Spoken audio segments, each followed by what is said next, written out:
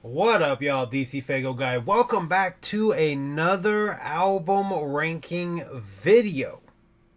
Hopefully, not as long this time. Admittedly, when I did the ICP one, I did not think it was going to be over an hour long. I went off on many tangents.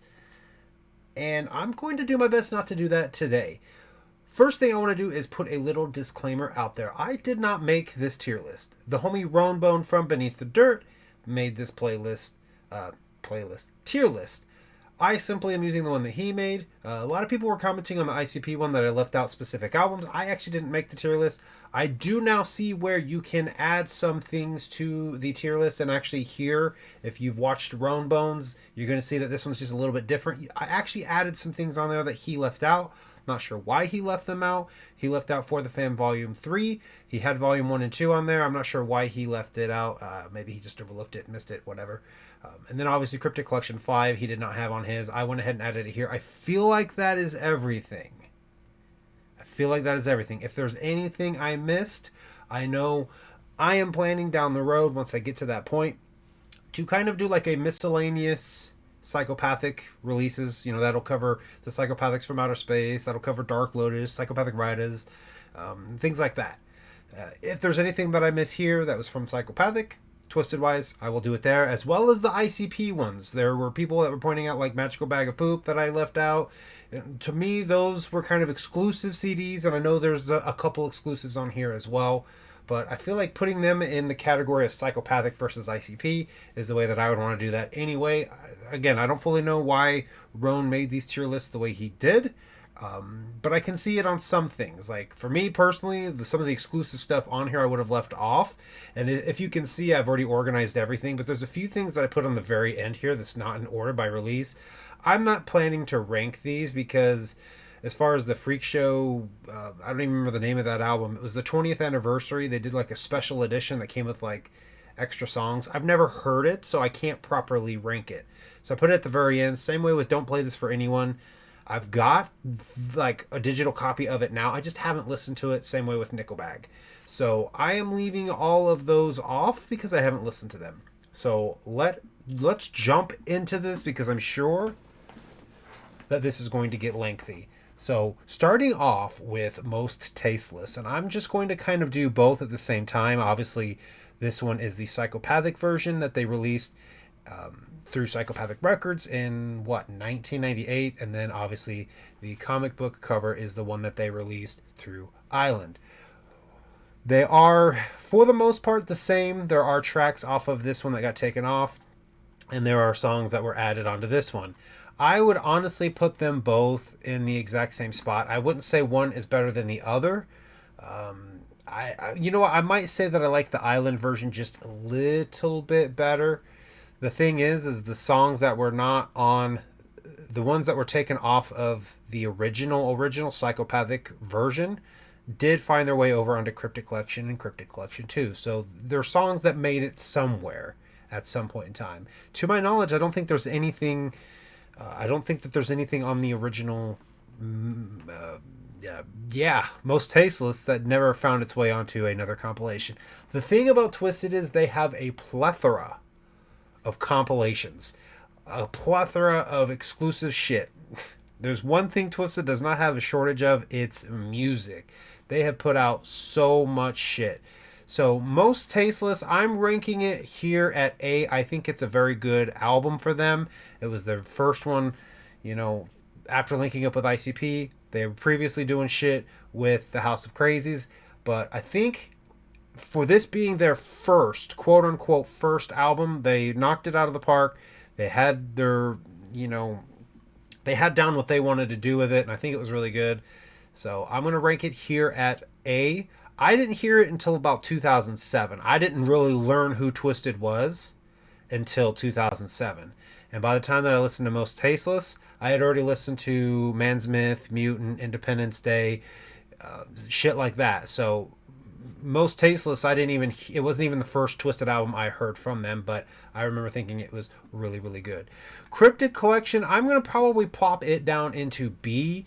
It's got a lot of like Mr. Bone stuff. It's got some of their early Twiztid stuff. It's got like one or two songs that were quote unquote ISI, Infamous Superstars Incorporated, which is the name they wanted to go with. But Violent J was like, that name is pretty whack. And then they came up with the name Twiztid and went from there. All in all, I think the first Cryptic collection has a lot of great tracks on there. But I'm going to probably put it in B because it's not like... I wouldn't say it's like superly amazing to me, but it is pretty good. Freak Show, and this is probably the first controversial ranking of this video. I'm not going to put it in B, but I'm going to put it probably towards the bottom of the A tier. A lot of people praise this album, and I remember when I listened to this for the first time, I liked Most Tasteless more. I heard Most Tasteless and Freak Show around the same time. Again, it was the fall of 2007. I had went into Best Buy. They had Most Tasteless and Freak Show. At that point in time, I had listened to, again, Independence Day. I'd listened to Man's Myth. I'd listened to Mutant. I'd listened to Mirror Mirror. And so by the time that I got to these, I had already got a good feel of like what Twiztid had already developed into. And going into these two, I favored Most Tasteless more than Freak Show. I got them both the same day at Best Buy. And I really like Most Tasteless more than Freak Show. So for that reason, I will put it below Most Tasteless.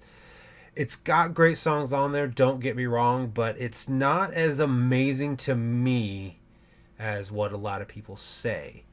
Granted, I wasn't a juggalo back then when Freak Show came out, so you know what I mean? I wasn't there for this epic album that came out, you know what I mean? Cryptic Collection 2, I would probably put it in maybe the A tier, S tier. I would probably put it in the bottom of the A tier, maybe below Freak Show. It's got some Freak Show leftovers on it. It's also got, I think, a couple more of the stuff from House of Crazies. If I'm not mistaken, Cryptic Collection 2 is when Murder, Murder, Murder was on. Obviously missing ROC's verse. There was a couple of Mr. Bone solo songs that were on there. One of the things that I really like about Cryptic Collection 2 is the skits. There are 3 skits throughout that album.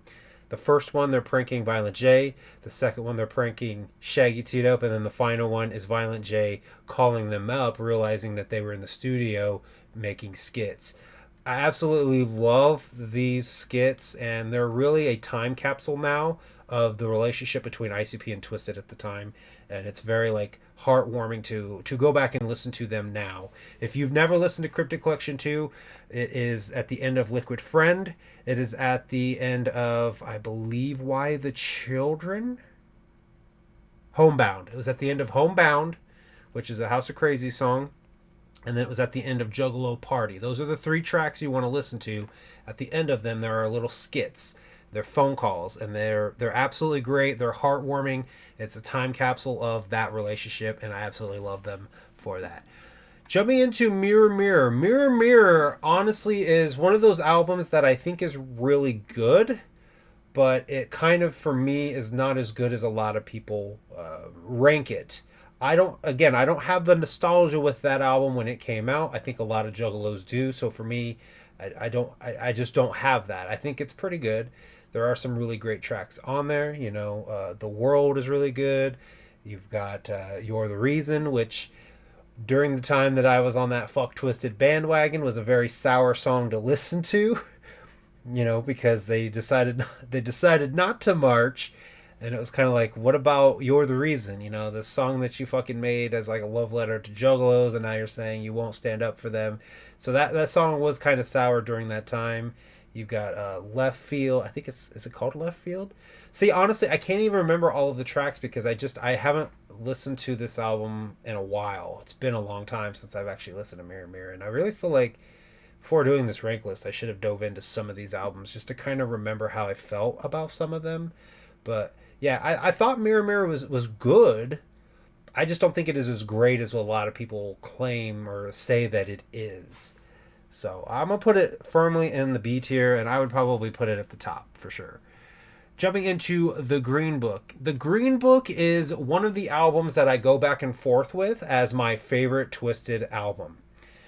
Now, like I said, in the fall of 2007, in 2007, it was in the springtime. I read Behind the Paint. I learned who Twiztid was. I learned about Dark Lotus, and immediately I went to work looking into them. At that time, Hatchet Gear had Mansmith, it had Mutant, it had Mirror Mirror, and it had Cryptic Collection 2, Cryptic Collection 3, and the 2 solo albums, Fatso and Chainsmoker. To my knowledge, the best of my memory, that is all the Twiztid albums that were available on Hatchet Gear at that time. So I didn't get to hear Most Tasteless, Freak Show, Green Book until, I was able to go onto LimeWire and download them. And Green Book was an album that was really hard to get all of the songs for. Did I say Mirror Mirror? Mirror Mirror was another one that was also available on Hatchet Gear at the time. I think I might have said that already.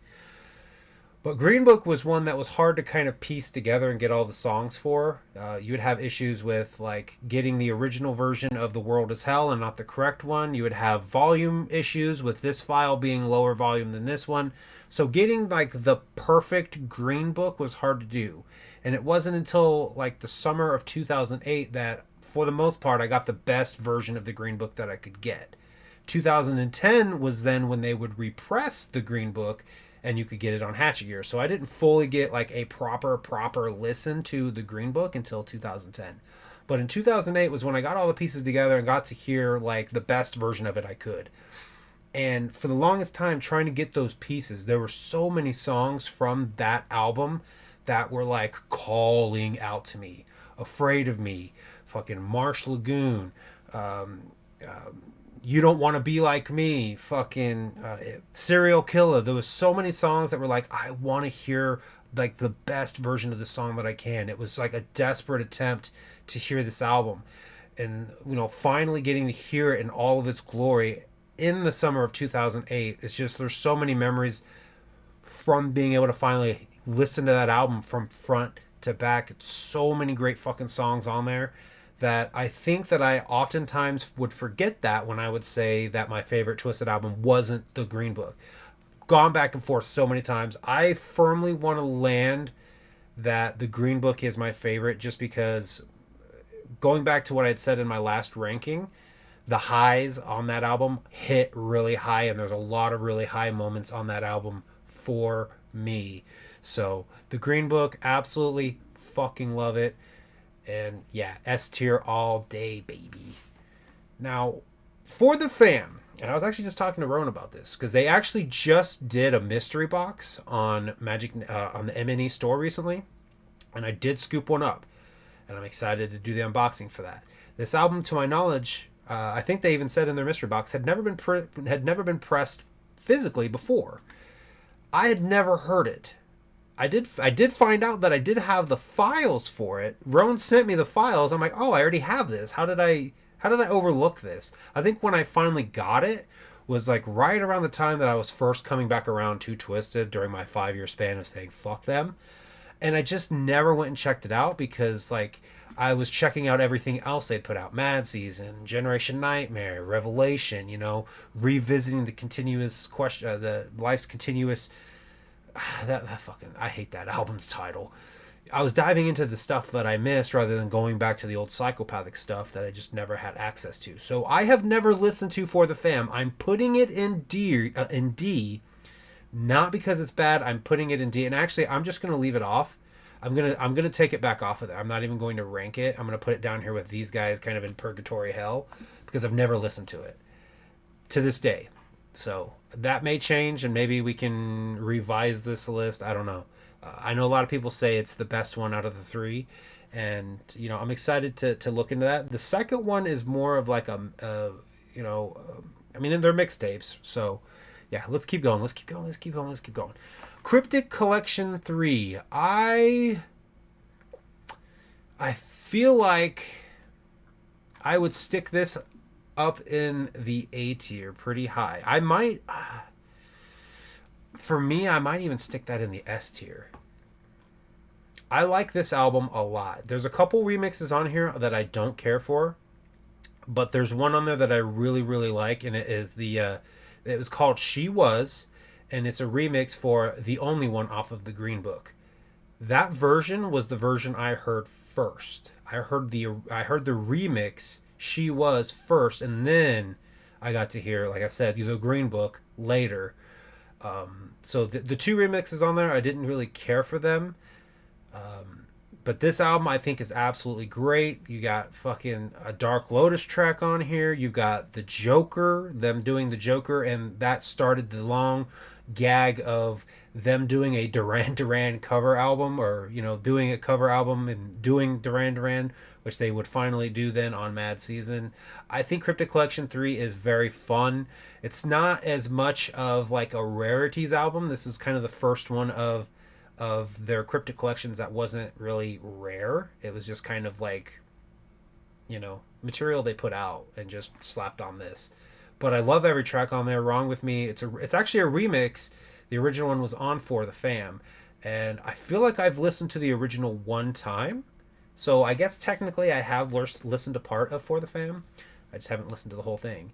But I really love Cryptic Collection 3. Cryptic Collection 3. Fuck Myself, absolutely great. Fucking, there's so many good ones on there. Shock and Awe, I think I said Dark Lotus. There's Dark Lotus track on there. Shock and Awe, absolutely fucking great. Talking about going to an award show and just killing because they're underground, baby. Love it, absolutely love it. So, jumping into Man's Myth. Man's Myth was the very, very first Twiztid album I ever listened to. Like I said, that was one of the albums that was available on Hatchet Gear. You went, at the time, YouTube was fairly new still, but you would go onto YouTube, and that was one of the first music videos you could find, because it was the story of our lives was one of the first music videos you'd find when you searched up Twiztid. I honestly, this is probably going to upset more people because I've seen people rank this one kind of low. I'm going to put it in the top of the A tier just because this album was super impactful for me. This was the first Twiztid album I ever heard. And so listening to it, I was like, yo, these guys are dope. How did I never, find these guys sooner? You know what I mean? That was what Man's Myth did for me. It left a very great impression on them and what they're about and their sound and, their own style of what they were doing on Psychopathic. So I firmly want to put it in A tier because I think it's absolutely great. Watching the DVDs was very fun, very funny, and it was actually one that also kind of added to the mystery, if you will, added to the hype of the Green Book, because they were talking about all their albums leading up to that, and they really, really highlighted the Green Book in that little documentary that they put out on Man's Myth on the DVD. So yeah, Man's Myth, I'm firmly going to slap it up there in the A tier. I probably will stick Mutant right here at the top of the C tier. I like it more than most, I think, but I see where a lot of people's complaints are. This, and I mean, I guess technically not so, because Mirror Mirror was the first that even Freak Show for that matter, they went really heavy on the rock riffs where they kind of juggled rap and rock, and that's kind of why when people say that they sold out by going full rock, I've never fully understood that, because they've always dabbled with rock quite a bit, and Mutant was the first time that they did full on rock songs where it wasn't rap. They were singing, they had guitarists, they had drums. It was basically, if you've listened to Generation Nightmare but never listened to the original Mutant, Generation Nightmare to me is like a sequel to Mutant, because Mutant is like rap song, rock song, rap song, rock song, rap song, rock song. It's kind of like a mixture like that. And I think what they were going for with that was like this mutation in their music. The whole theme of the two albums, they were twins. Man's Myth and Mutant were like a double album essentially. Was all these myths that man have about aliens and different conspiracy theories like that have twisted and morphed man until now he's a mutant. So that was the theming of the two albums, and I think symbolically in their music it was, you had elements of rap, but you had a lot of rock tracks as well, and it was like a mutation in their music. I think that's what they were going for, and for the most part, I think it did well. I mean, there's some really good rock songs on there. Respirator is really good. I like Who Am I like Stardust. Now, when we get to the remixes, we'll get to the remixes. But I think Mutant is actually not bad. It's definitely not their greatest for sure. So I will firmly slap it in the C tier. Now, Cryptic Collection Halloween Edition. This is my holy grail album. I am still, to this day, on the hunt for a physical version of this. And quite honestly, the way that they just did this mystery box for the fam, I would love to see them do that with the Cryptic Collection Halloween Edition. They did press up a vinyl back in like 2014, 2015, maybe 2016. And I got the vinyl, and then I sold it when I hopped on that fuck Twiztid bandwagon, which I don't understand why I did that. I loved this album, even though I wasn't like a fan of theirs at the time, or I wasn't happy with them. And it came with a little card that gave you all the files, which I already had all of the fucking songs. I wanted a physical copy of the CD, and I still to this day do not have it. I think Cryptic Collection Halloween Edition is absolutely great. It's probably, in my opinion, one of their best albums. It's definitely their best Cryptic Collection, in my opinion. I'm gonna slap it up in S tier because I think one thing Twiztid does very well is Halloween tracks. But I think that was kind of always part of them from coming from House of Crazies. And I think they're just absolutely great at it. Waited till Halloween is absolutely like up there for one of my favorite Halloween tracks. Like, it's Halloween on Military Street, and I want to say Waited Till Halloween is like right there. Easily, I think I could say that. So I think that the Cryptic Collection Halloween Edition is S tier for sure. It's just because it's got some absolutely great fucking songs on there. Fucking Halloween, motherfucker. Independence Day.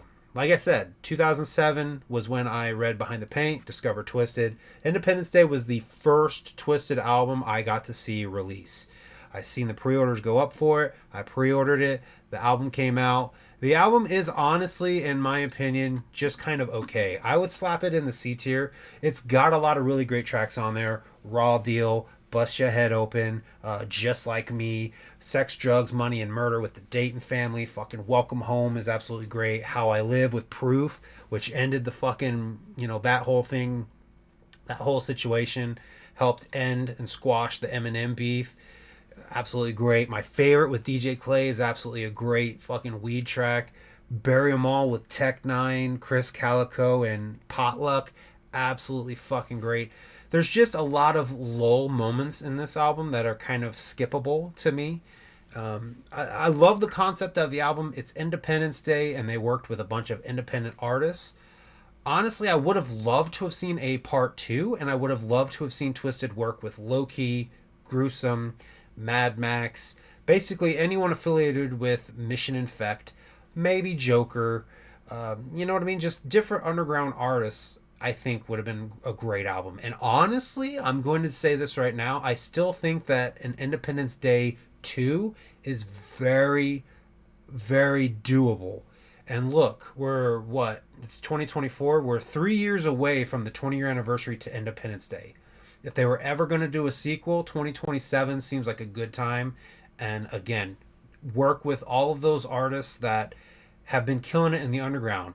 Obviously, they could do some shit with Ala Zulu now. They could do some shit with Buckshot. They could slap some Boondocks in there. They could slap some fucking ABK in there, which at the time, ABK and Twiztid were beefing. That's why he's not on there. There's so many artists killing it in the underground now that I feel like an Independence Day 2 would be fucking killer. Absolutely fucking killer. I would love to see that happen someday. But the album we got at the time, it was just kind of okay for me. And that was, the first album I got to see drop. It was super hype. It was super dope. I don't want to say it fizzled out. It's just as time has gone on, I don't revisit it as much. When I do revisit it, it's kind of like, this is actually a really dope album.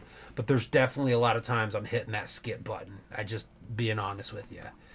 Toxic Terror, kind of like the Cryptic Collection Halloween Edition, was kind of a holy grail album for the longest time for me. I remember wanting this so much. It was a tour exclusive album. It was available on the Toxic Terror tour, which was the tour that they went on to promote Independence Day. For many, many years, I wanted this CD. I finally got it, finally got to hear it, and it was very disappointing. But hey, I got it in the collection. It's a rare fucking item. There's good songs on there. There's like an original version of My Addiction from the Psychopathics from Outer Space Part 3. That's not bad. I think there's a song on there called Toxic. Is it called Toxic Terror? I feel like I should have like iTunes pulled up so that I can be looking at some of these track lists because I'm drawing a blank on a lot of them. That's just kind of how forgettable that has become for me. It's not a bad EP. I've literally not listened to it very much in a very long time. There's so many other great Twiztid albums that people could listen to. So if you're still seeking this album out, like a physical copy of it, it's not worth it, I don't think. Just the fact that it's rare makes it worth it, sure, but I wouldn't say it's worth it. Jumping into Twiztid's Wicked. This is the album that I'm talking about when I said that I go back and forth of my favorite. Wicked was absolutely amazing when it dropped. I fell in love with it when it dropped. If you guys have watched my ranking of the ICP albums, I had talked about 2009 being kind of a dark year for me. Twiztid's Wicked was an album that somehow, I don't even remember the circumstance of how I was able to. It might have been a tax check. Yeah, I think I had a tax check that I got, and I had money left over from that, and I fucking bought Wicked. And I bought the one that came with the videos. Super regretted it for many years because I wanted the bonus songs after the fact. But absolutely loved Wicked. And for whatever reason, during that dark year, this album helped me in ways that for whatever reason, Bang Pow Boom didn't. So Wicked held this like place in my heart because it was like, I was depressed. At times I was angry. And this album was there for me to fucking vent through. Like I said, I was living with my brother at the time, trying to get a job so I get the fuck out. And, I remember my other brother who was also living with me, we would travel out of town to, like, go find applications and fill out applications in neighboring towns and shit.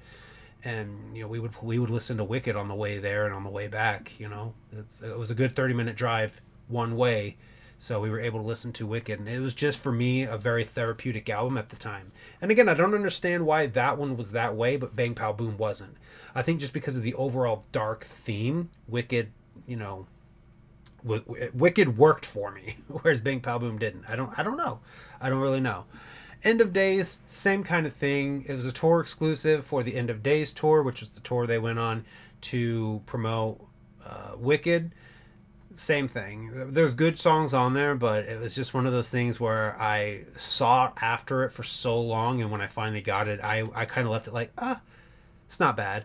I managed to get Toxic Terror and End of Days pretty much around the same time. So once I finally heard them, I was like, this was it. This was what I wanted for so many years. So yeah, kind of disappointed with those two. So firmly slapped them in the D. Now, this album is one that Roan didn't have on his list. I went ahead and added it for the sake of this video just because I felt like him putting the Halloween edition, I felt like I had to put this one on here. The Cryptic Collection Holiday Edition. Another, at this point, it's not really like a holy grail for me, but it's an album I don't own physically. They only made, I think it's 100 copies. And at the Big Balla's Christmas party in 2009, the first 100 people through the door got this album. Thankfully, Scotty D from Faygo Lovers, I believe he was the one that went to that Big Balla's Christmas party. And like a homie that he is, a lot of times when there's exclusive shit, he'll put it up on Faygo Lovers for you to download. I was able to listen to this album because of that. Never have owned it physically, but was able to listen to it.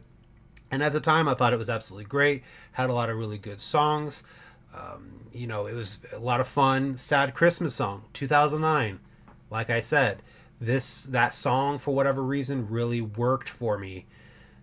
The chorus especially, the Christmas time of 2009, sometimes it gets real hard when you got no money and you got no job and you got no reason to be celebrating. Hit fucking right here at that time because that was me. Did not feel like I did not want to celebrate Christmas.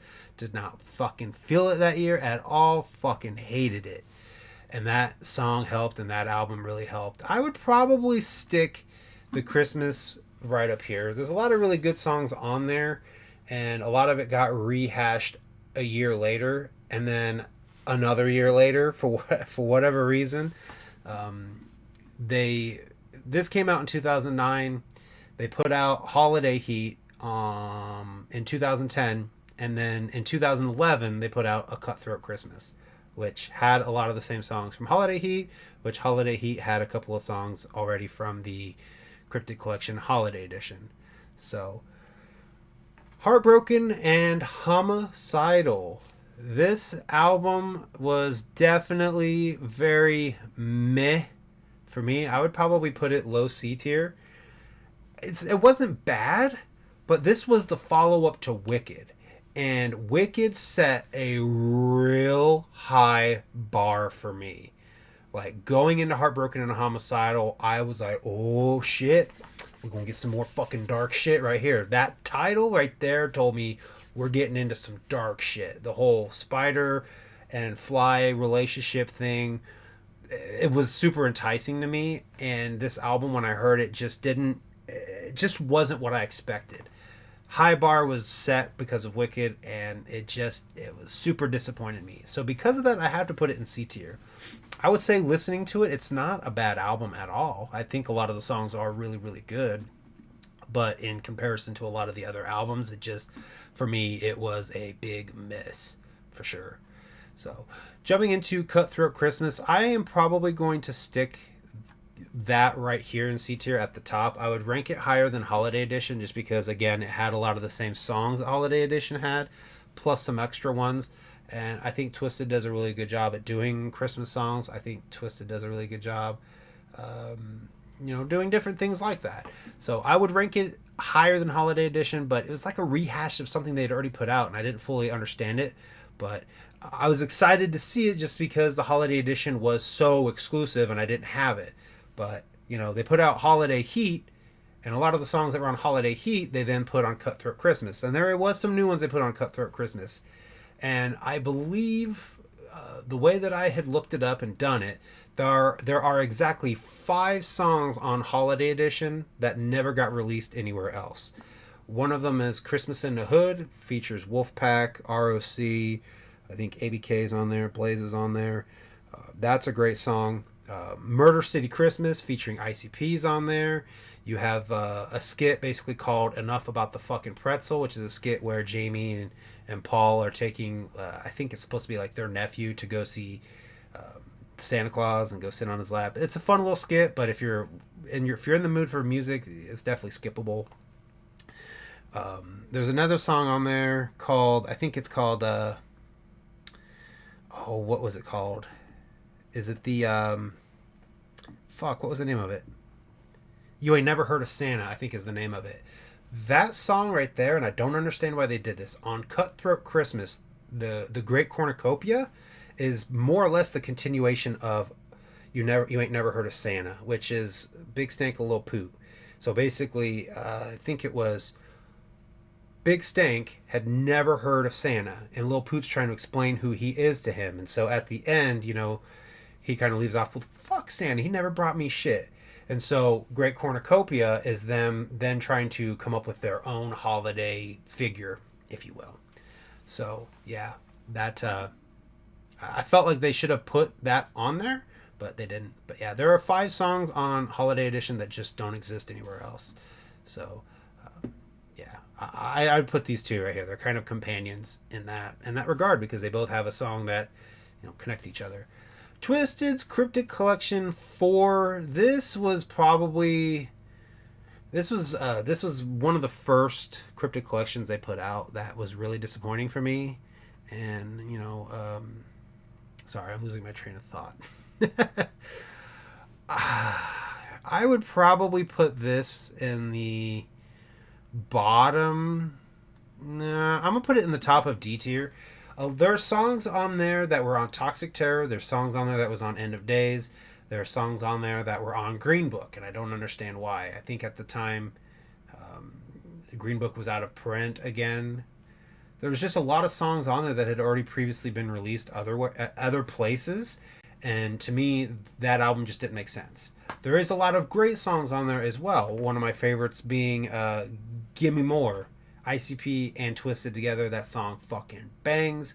Would come to become one of the last songs they would do together. And at the time of Cryptic Collection 4, ICP and Twiztid were not on a track together for quite a few years. If my memory serves me correctly, so Wicked, they had nobody on it, and I remember them saying they wanted to do a Twiztid album without guests because they'd never done it. Heartbroken and Homicidal didn't have them on there. I mean, technically, the Cryptic Collection Holiday Edition did, but that was, I think, Murder City Christmas came out, if I'm not mistaken, 2006, 2007 at the time. So, yeah, basically from 2007, from Independence Day until Cryptic Collection 4, there was that, like, 4-year gap, I think it was, where they didn't do a song together at all. They weren't, they didn't do anything together. And I mean, they did Dark Lotus, they did Opaque Brotherhood, so I guess you could count that. They did Duck the Fuck Down, so I guess you could count that. And then of course they did, Eat Shit and Die, Psychopathic Rider. So I mean, technically they did do that stuff, but as Twiztid and as ICP, they didn't do a song together for many years. So that was a very warm welcome track, and I was like, okay, everything is still kind of cool between these guys. Little did I know what was going to happen a year later, but. Abominations, and here is another controversial ranking. I am going to put Abominations at the top of the A tier, but I don't think it deserves S tier to me. Yes, they leveled the fuck up. They were chopping their asses off. To me, it's just not as highly rated for me as it is to other people. A lot of people will put this as their best album, their greatest album. And I it's just not there for me. A lot of great songs on there. I just can't put it that high up. And for me, a lot of people give it so much love that I think that's what kind of kills it for me. It's so highly rated that it kind of kills it for me. I don't know. I've had this weird relationship with Abominations just because of that. So I would firmly put it at the top of the A tier. Twiztid's A New Nightmare. I'm going to slap this down here in the bottom of the D tier. I remember when it first came out, liking it, thinking it was good, but it quickly fizzled out, like, fast. Very fast. This was after they left Psychopathic. They dropped it in, like, the summer of 2013, and it just... I don't know. At the time, it was like, okay, new Twiztid, New Nightmare. I get it. Cool. But some of the songs just weren't that great, and some of them were great, so it's just there. I would put it in the bottom of the D tier because I literally don't even remember the last time I listened to it. It's got good songs, but yeah. For the Fam Volume 2, I would also slap this down in the D tier, and let's maybe stick it, let's put it at the very, very bottom. Because there's a lot of songs on here that are... It's a fun little mixtape, but yeah, there's just nothing super standoutish on here to me. There's a remix track that Fritz the Cat did. It's like the Massacre mashup or mix-up, where he remixed songs like Do You Really Know? Is that the song? Freak Show? What's the name of the song? Do you really know what it's like to be me? There's I'm Alright. Let me tell you what, I've said multiple times that I'm not a remix guy, but the remix for I'm Alright, for whatever reason, works, and I love that version of I'm Alright a lot. There's just something in that beat that I love. But yeah, I remember just leaving For the Fam Volume 2 kind of like, okay, not bad. So it's just kind of there. It's just not, I guess, not as great as I was maybe expecting. Get Twiztid came out in 2014, I think a little bit not long after For the Fam Volume 2. And this EP, I would say is just kind of okay. I might even slap it down into the top of the D tier. I remember liking it when it first came out, but it's one of those things that definitely fizzled out very quickly for me. And, it's got some really good songs on there, but they ended up re-releasing some of the songs elsewhere. Like, breakdown, they put on The Darkness. Like, if you bought the physical version of The Darkness, it was on there as like an extended track or a bonus track, if you will. So, doing that kind of made Get Twiztid like unnecessary. Now, I will say Wasted, I think it's Wasted Part 2 is on Get Twiztid. Really catchy song. A lot of fucking verses on there. Kung Fu Vampire's on there. R.A. the Rugged Man, Whitney Payton.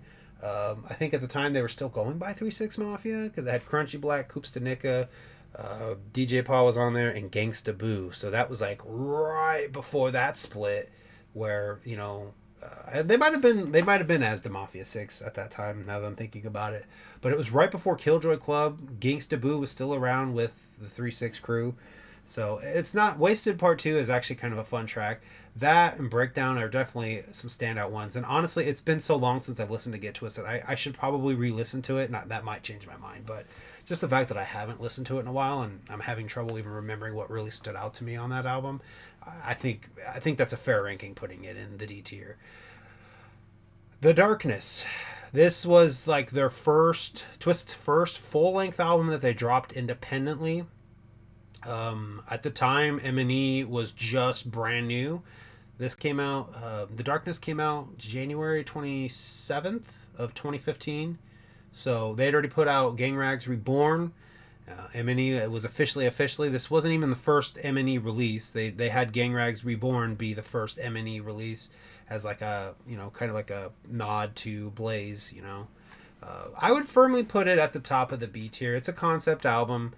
And I thought it was really good at the time. I really liked it a lot. Had a little bit of controversy in there. Down Here is a song that people, my most viewed video right now on YouTube is talking about that song, and it was on The Darkness. So a little bit of controversy with that album, but I think The Darkness is really good. There's some really great tracks on there. In Hell is absolutely amazing. It's a great storytelling song, probably one of the best that Twiztid has done.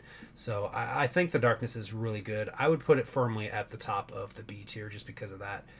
Again, it's a concept album, and I think it worked really well with what they were going for with it. So yeah, I'd put it right there. Mutant remixed and remastered. I remember when this album came out, I was like, why? Who wants this? At the time, I didn't. I was like, why are they doing this? They also kind of at the same time did like a repress of Mutant, and I remember the controversy for me. It upset me. It pissed me off.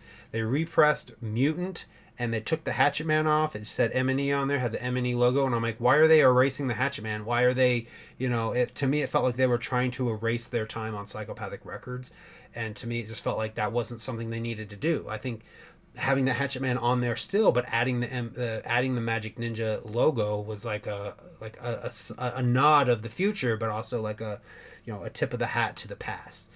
So a lot when Mutant was remixed and remastered and repressed, for me, there was a lot of mixed emotions. I ended up picking it up because I did want to hear it. And again, I'm not a fan of remixes, but what they did with a lot of these tracks are absolutely great. I would probably put it at the bottom of the B tier just because the remixes for some of the rock songs work so well. Familiar, amazing. Who Am I? Amazing. Fucking Respirator, amazing. What they did on that song, Jesus Christ, that version is way better. And to this day, I still have my playlist. I took the rap songs from the original Mutant and a lot of the rock songs from the remix album, and I put them together and made like a definitive version of Mutant, because what they did for those rock songs fucking made it good. So I would put it firmly at the bottom. You know what? I'm not going to put it in the on the B tier. I'm going to stick it right here next to the other Mutant, just because together they make a really good Mutant album. And if it would have came out the way that it should have, sounding like that, I probably would stick it up in the B tier or the A tier right next to Man's Myth. Twiztid's Trapped, exclusive to Gathering 17. I picked it up. I listened to it maybe 2-3 times. It's a trap album. It was their take of trap. I can't remember if it was a serious take or if it was just like a jokeful take. I did not care for it. And for all the Ouija Mac fans out there, when I say that he's not my cup of tea, I'm not just saying that to hate on Ouija. that style of music is not my cup of tea. And if you've never listened to Twiztid's Trapped, you might actually enjoy it, assuming that you're allowed to. I mean, you know, I know there's a lot of Juff labeling rather out there, but you might actually enjoy Trapped. It's Twiztid's take on Trap, and it's just not my cup of tea, so firmly stuck it in the D tier. The continuous evolution of life's questions, or question marks, because it's a question mark. I think the continuous evolution of life's questions makes more sense, sounds better to me. This album, at the time that I did my review for it, I shit on this album. You gotta understand, the beef just popped off. The interview with ICP had just come out.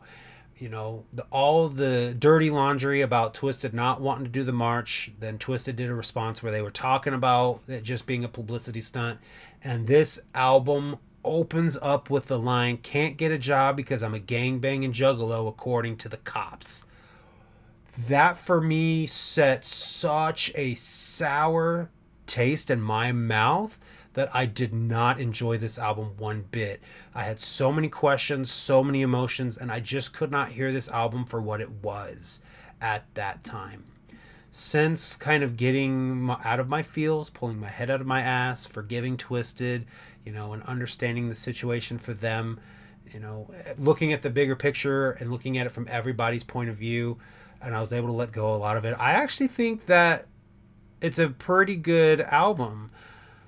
It's probably safe for me to stick it right there. I think it's really good. What they did with the visuals on that album was pretty awesome and pretty amazing. I haven't revisited a ton since returning to Twiztid because I think subconsciously there's still that sour taste from that, because, you know, their political views of on the march and not agreeing with what the march stood for, and opening it up with that line was so fucking contradictive, so fucking hypocritical to me that I don't, even now looking back, I'm like, I don't understand how you wrote this line and felt the way you felt about the march. But I think, you know, there were a lot more personal issues at play there than just that. So, you know, I would firmly put it in the B tier right there where it's at.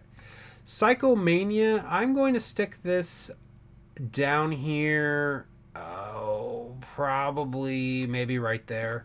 It's an EP that I haven't heard a lot, and most of it I have heard through Cryptic Collection 5, because essentially the Psychomania EP exists on Cryptic Collection 5.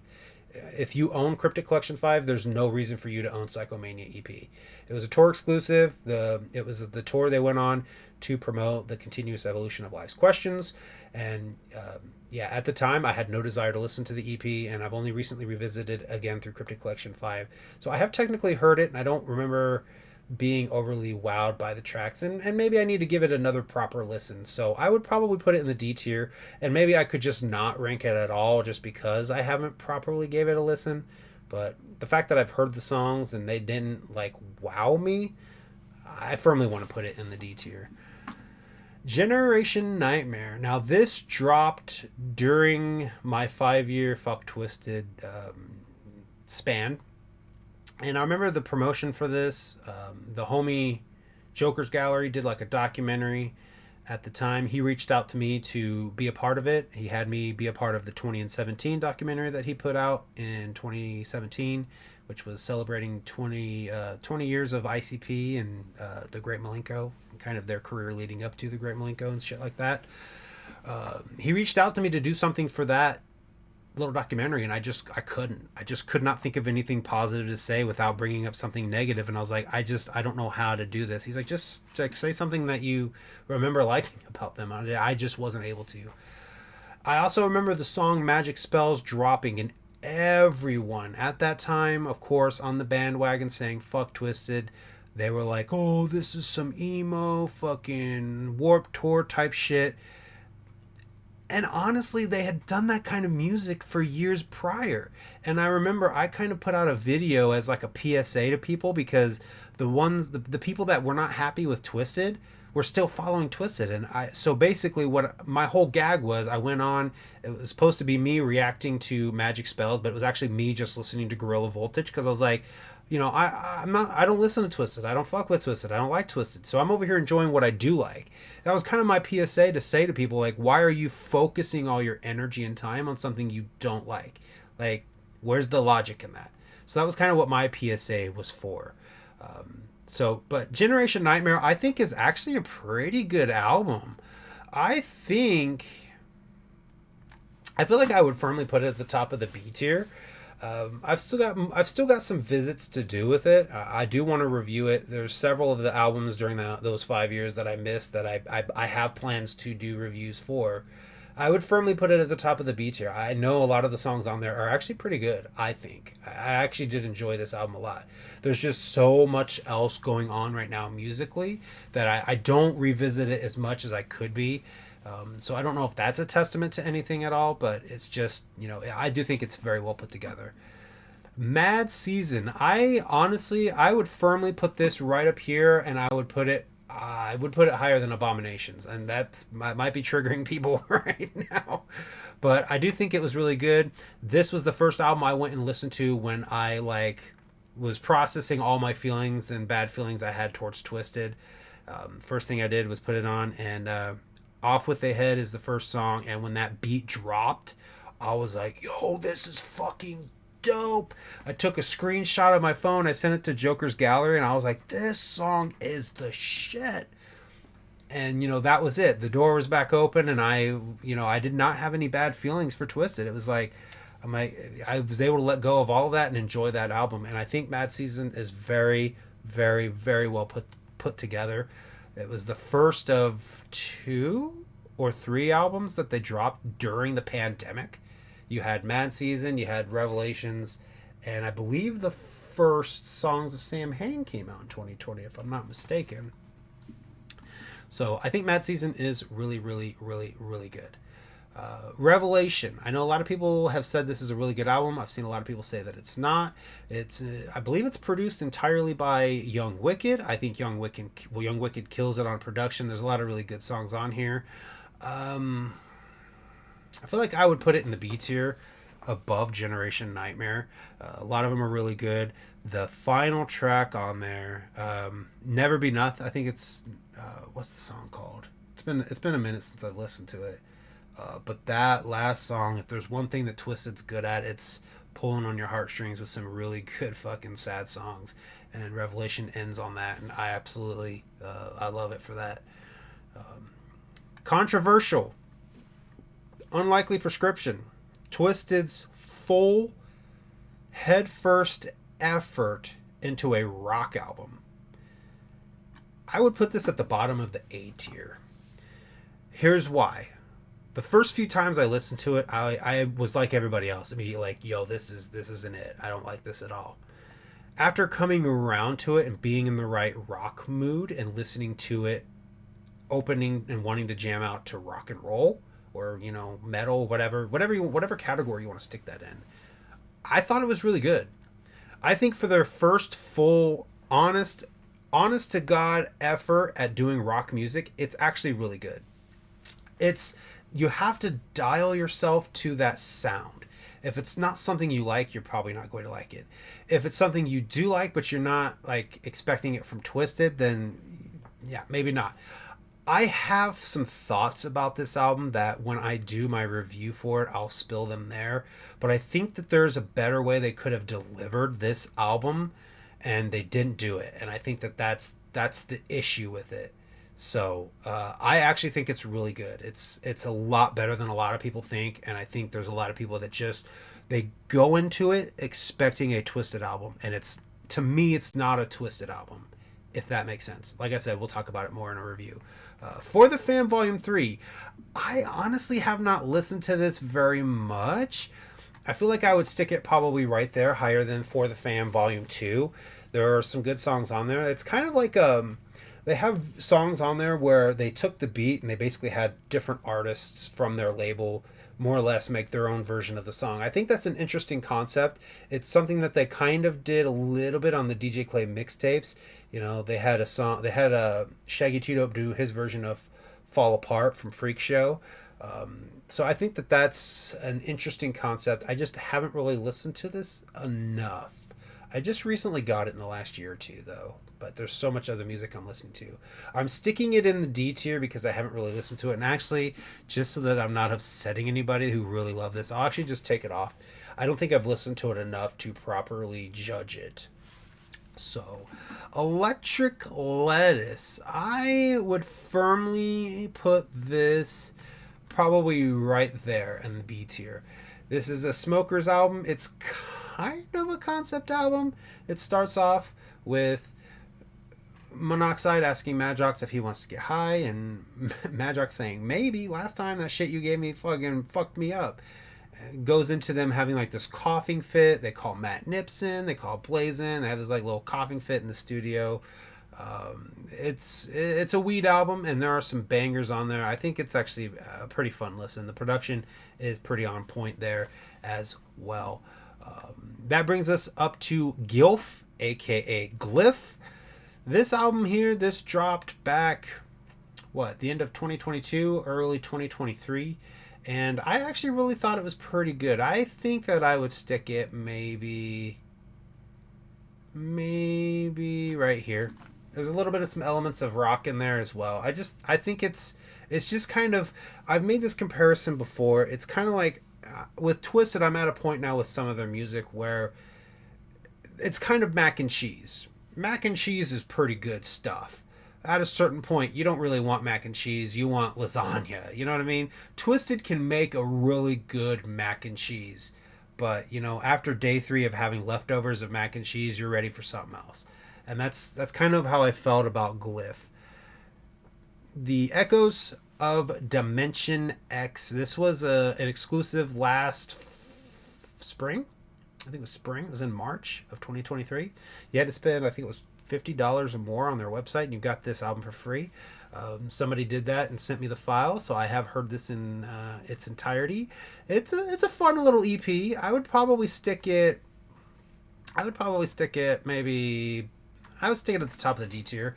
It's exclusive, and I don't think going out and buying this is going to be totally worth it. There is one song on there that I would probably rank in my top 10 Twiztid songs, and that is A Demon. I think A Demon is a very relatable song. It's obviously about Violent J to them, and to me it's just, everyone has a demon in their life that they, kind of have this resentment for. That's what that song is, and I think it's just a really relatable song, and it's a really fucking good song, and it's probably like my favorite song on there. The rest of the album, again, mac and cheese. It's mac and cheese. I don't even, what was this album called? Odyssey, that's what it was. They're three-headed monster, if you will. People to this day argue that they bit the three-headed monster. I still to this day do not see it, just because it has Godzilla on the front. DJ Godzilla is who produced the album. People just want to make fucking drama. This album just was not very memorable to me. Again, mac and cheese, and it wasn't that good of a dish of mac and cheese. I listened to it maybe 1 or 2 times, and I was just done with it. I think at the time Cabal's The Pit came out, fucking Cloudy Alibi from Stray came out, Kaleidoscope from Mad Max came out, Lost Lake Estates from Long Live Evil came out, and all of those were way better than the Odyssey. All of those were way better than both Three-Headed Monster albums, in my opinion.